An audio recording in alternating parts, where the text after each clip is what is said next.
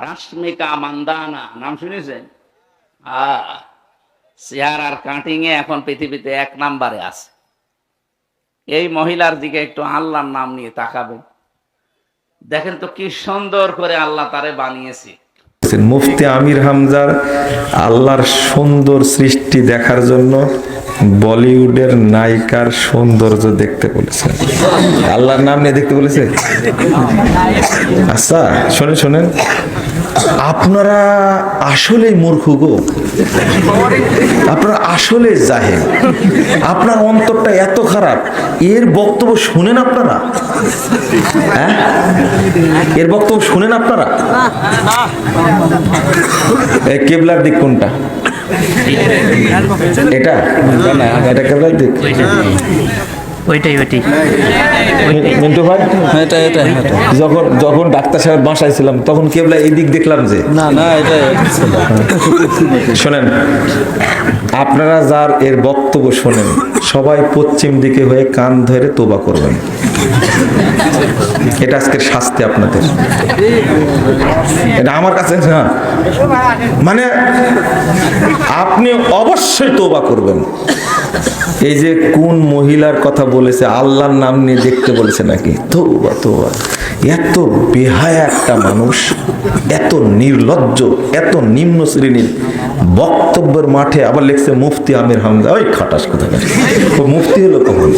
মুফতি শব্দের অর্থ বুঝেন আপনি? আচ্ছা আমাকে এই প্রশ্নগুলো দেন কেন আপনারা? এই মুফতি বলে আহলে হাদিস না, এরা আহলে খবিস। শোনো, তুমি ভালো হয়ে যাও, তুমি গজব নাজিল হবে কিন্তু। গজব বুঝো না? আমাদের অর্থ অস্ত্র জনন কিছুই নাই, তবে আল্লাহ আছে আমাদের, তোমাকে শাস্তা করে ছেড়ে দেবে, সাবধান হয়ে যাও। যেই জালসার মাঠে এসে এই গান বাজনা করে, নোংরামি করে, ঘাট ধরে নামা দেবেন তাকে। পাবেন আপনারা? আপনি তো নিয়ে আসেন টাকা দিয়ে। আল্লাহর নাম নিয়ে ভারতের নায়িকাকে দেখতে বলেছেন আমির হামজা। আমি কি বলবো, সবাই দেখেছেন কে কে? এই বক্তার এই ফালতু মিথ্যুকের কথা শুনে এই মহিলাকে দেখেছেন কে কে? সবাই গোসল করবেন।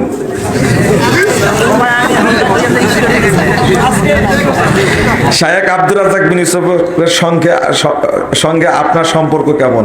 কথাবার্তা হয় কি একটু? হ্যাঁ, সম্পর্ক উস্তাদ ছাত্রের সম্পর্ক কি বলেন?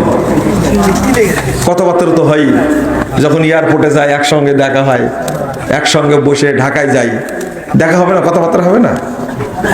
আপনারা একটা জিনিস দোয়া করেন, আল্লাহ যেন আহলুল হাদিসদের মধ্যে ঐক্যের ব্যবস্থা করে দেন। শোনেন, খুব ভয় লাগে। একটা কথা শুনেন, যখন বলছেন, শোনেন কথা শুনেন। আল্লাহ বলছেন ইয়াউমা তাবিয়াদ্দু বুজুহ ওয়া তাসওয়াদ্দু বুজুহ। এই আয়াতে তাফসীর করতে গিয়ে ইবনে আব্বাস রাদিয়াল্লাহু আনহু বলছেন তাবিয়াদ্দু বুজুহু আহলিস সুন্নাহ ওয়াল জামাআহ ওয়া তাসওয়াদ্দু বুজুহু আহলিল বিদআহ ওয়াল ফুরকা। যারা আহলুল হাদিস তাদের মুখটা কিয়ামতের দিন উজ্জ্বল হবে, সম্মানিত হবে।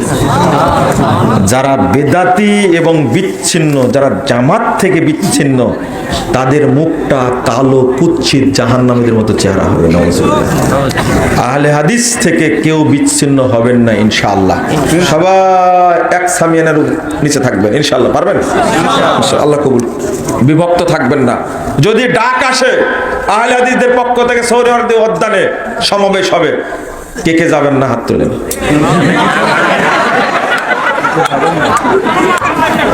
হাতটা তুলেছে কে?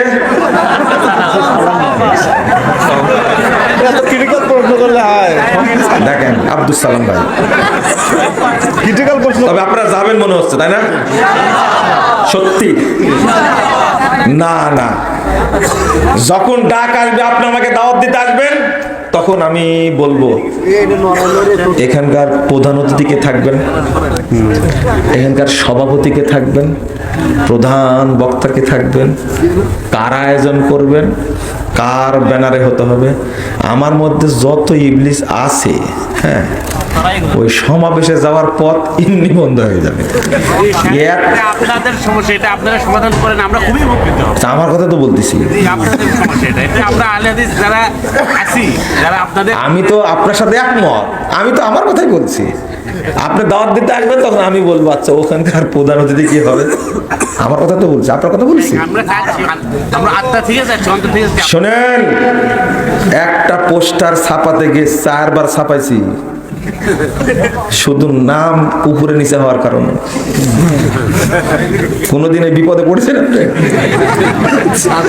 শেষে বললাম, একবার করলাম প্রধান অতিথি, আর একজন করেছে সভাপতি, তো বলেছেন না সভাপতি করতে হবে। প্রথম করেছিলাম কি প্রধান বক্তা, সভাপতি একজন করা হয়েছে, প্রধান অতিথি একজন করা হয়েছে, তো বলছে না এটা চলবে না, এটা আমাকে করতে হবে প্রধান অতিথি।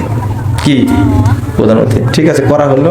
তো যাকে সভাপতি করা হয়েছিল তিনি বলছেন যে ঠিক আছে তাহলে আমাকে প্রধান বক্তা করেন। ঠিক আছে, করা হোক। গুতা গুতি আর কেতকুতু এত বেশি, শেষে বললাম দয়া করে আসবেন, আপনার নামটা বিসমিল্লাহর উপরে দেব। বুঝেননি কথা? আমরা কত ভালো চিন্তা করেছেন, ভিতরে কত ইখলাস বলেন তো।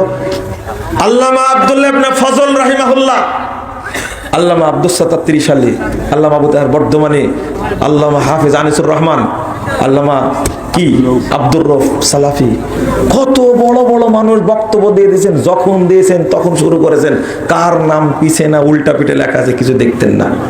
আর আমাদের মধ্যে এত শিক্ষা, এত দীক্ষা, এত ডিগ্রি, এত অহংকার। ডিগ্রি যেমন বেশি, অহংকারও তেমন বেশি। ওইটাই মাপকাঠি হয়েছে। আল্লাহ যেন আমাদের অন্তর থেকে এই সমস্ত জাহিলিয়াত দূর করে দেন, বলেন আমিন।